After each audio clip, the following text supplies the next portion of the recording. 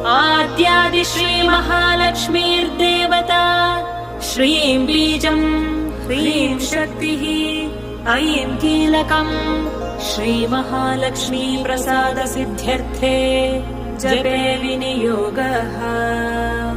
अथ ध्यानम्। हस्तद्वयेन कमले धारयन्तीं स्वलीलया हारनूपुरसंयुक्ताम् लक्ष्मीं देवीं विचिन्तये। पीतवस्त्रां सुवर्णाङ्गीं पद्महस्ताङ्गजान्विताम् लक्ष्मीं ध्यात्वेति मन्त्रेण स भवेत् पृथिवीपतिः।